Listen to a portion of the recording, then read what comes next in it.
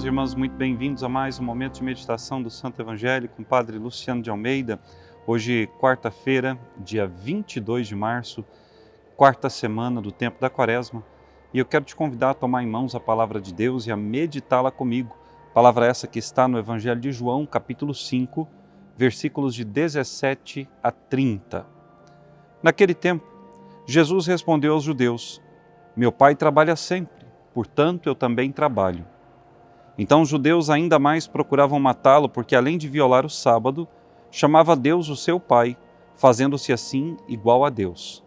Tomando a palavra, Jesus disse aos judeus: em verdade vos digo, o Filho não pode fazer nada por si mesmo. Ele faz apenas o que vê o Pai fazer.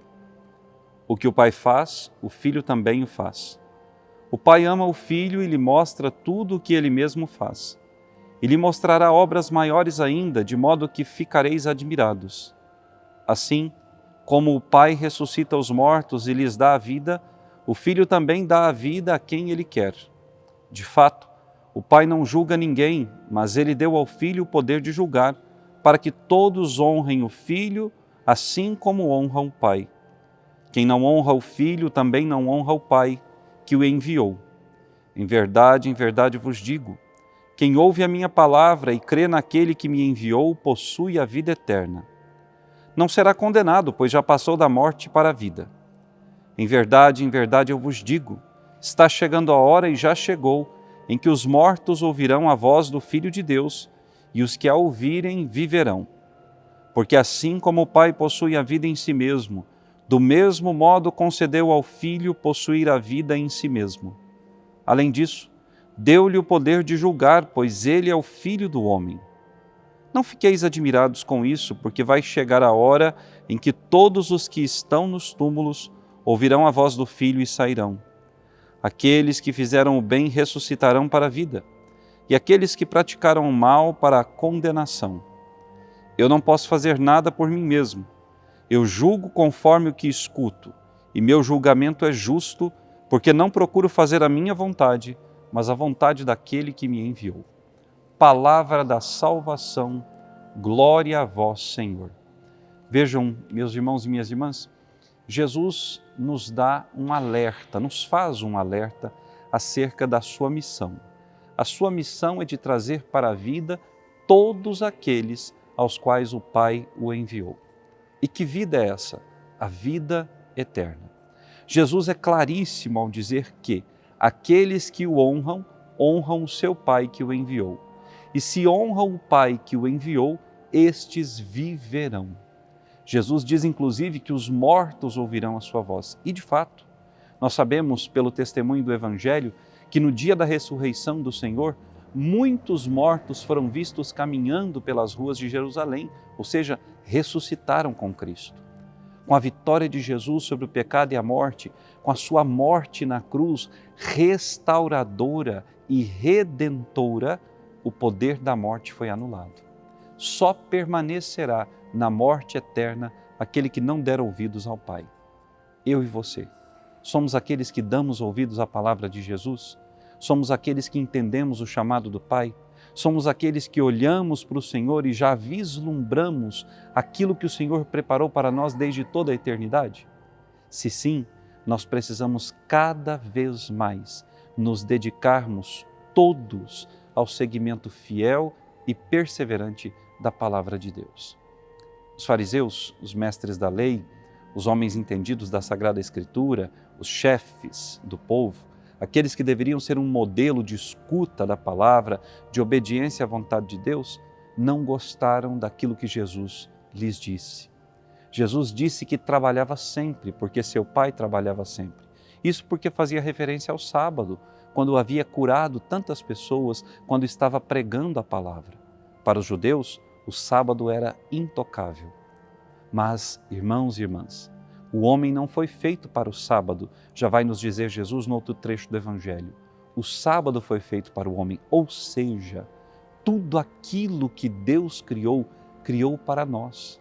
Nós não fomos criados para as coisas, mas as coisas foram criadas pelo Senhor para servirem a nós, seus filhos e filhas amados. Portanto, nós não podemos nos apegar a rigorismos. Nós temos que nos apegar àquilo que é a vontade de Deus. E qual é a vontade de Deus? De que todos nós vivamos plena e eternamente.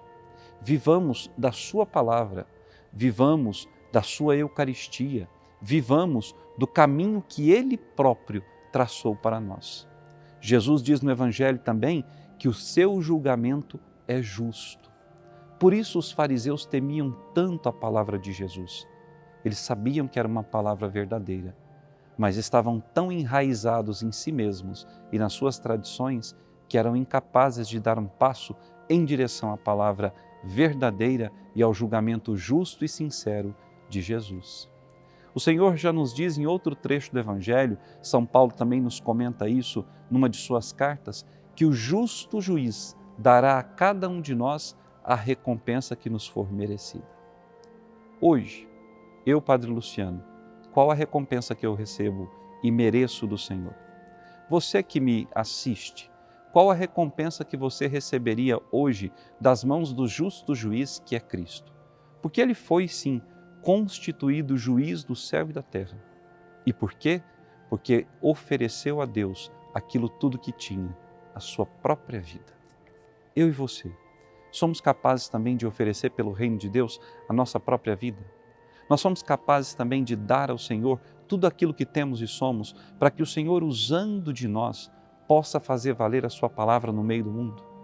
Para que o Senhor, através da nossa vida, chegue ao coração de tantos outros homens e mulheres?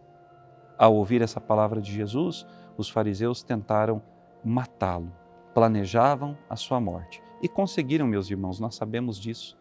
Mas ninguém obrigou Cristo a morrer. Ele morreu livremente. E por ter entregado livremente a sua vida, o Senhor mereceu a ressurreição. Eu e você não somos obrigados a seguir o caminho de Cristo. Não somos obrigados a obedecer nenhuma sequer das leis do Senhor. Mas se nós nos comprometemos a viver segundo a sua palavra, que o façamos por amor. Porque pelo amor nós seremos julgados. O amor é a medida de todas as coisas. Não esse amor fajuto que o mundo prega, não esse amor de ocasião, mas um amor sincero e real. Um amor que é capaz de suportar todas as dificuldades. Um amor que tanto na alegria quanto na tristeza permanece o mesmo. Esse é o amor de Cristo. Esse é o amor de Deus por nós. E é justamente esse amor que nós devemos viver e praticar, se quisermos sermos considerados dignos da herança eterna do reino dos céus. Que Deus te abençoe e até amanhã.